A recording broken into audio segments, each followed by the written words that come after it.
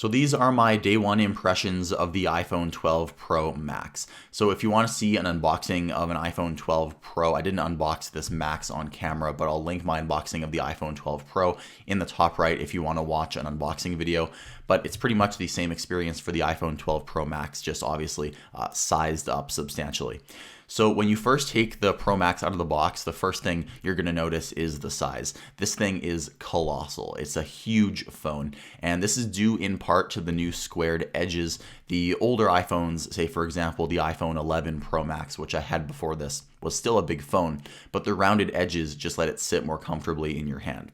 So I've stated in previous videos that the squared off edges give a more secure feeling in your hand. It may not be as more comfortable, but you have more trust that you're not going to drop your phone, and it's not like a slippery bar of soap, and it's not just going to slip right out of your grip. So you get that more secure feeling with the 12 Pro Max, but since it's so big, some people with smaller hands might feel that they have to stretch their hand too much, and that might take away some of that security. So me, I have pretty large hands, and it still feels like a pretty large phone. I still think the iPhone 12 Pro that I had before this was more comfortable, but I think it is worth the trade-off with how big of a screen you get on the 12 Pro Max. You also get a bigger battery and a bigger camera for the first time in a Max iPhone. So we do get a couple benefits over the regular Pro model. So although it's early in my testing, I have noticed that battery drain is not as significant as my iPhone 12 Pro. And that's obvious because the battery cell is significantly larger inside the larger frame of the iPhone.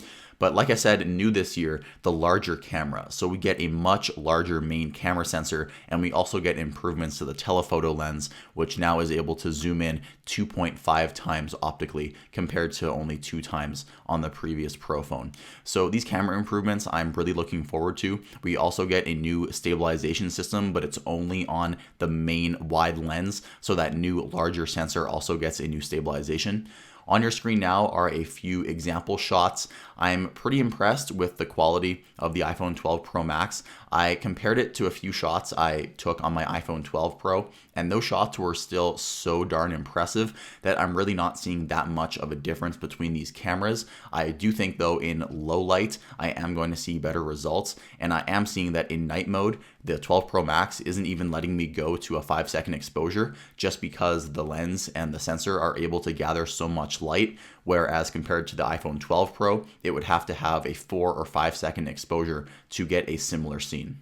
The camera lenses also stick out a little more, so while all iPhone 12 models this year, including all the way down to the iPhone 12 mini, are the exact same thickness, the iPhone 12 Pro Max camera system, all 3 lenses stick out a little more. Now, I only think this is required on the main lens, which has the bigger sensor now, but I think just to keep the design looking the same, I think Apple wanted to have the same big lenses on the ultra wide and the telephoto camera, but those sensors, they haven't changed since last year, so I don't think they needed to upgrade in size at all. The only thing that is upgraded in size is the main lens, but if you put your finger in the lens area, it's very thick, and you can tell that there is a difference compared to the iPhone 12 Pro camera.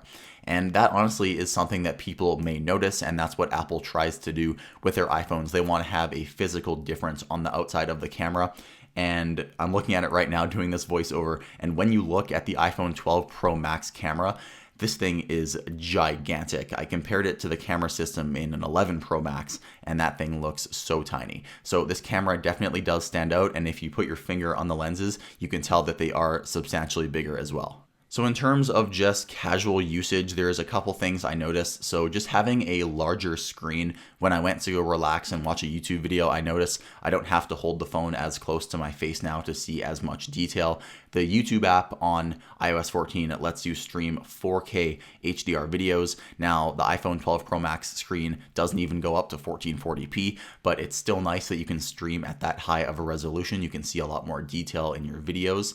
And also, I notice when you're watching media, although you should be using headphones if you're listening to anything longer than 10 minutes, the speakers are very high quality, and that's just because of the size of the phone. So the worst speakers in this year's flagship iPhone lineup will obviously be in the 12 mini, just because that is such a tiny phone, and the best speakers are going to be in the 12 Pro Max, because the more air you can move around inside a speaker mechanism, the better sound you're going to get. Now, I already talked about the size of this phone, but I put a leather case on it, the Apple leather case. I really do love the feeling of this case in the hand. It's by far the most premium case that Apple makes, but it just adds to the bulk and the weight of the iPhone. And with the MagSafe magnets also being in the case, it makes this phone so big and bulky.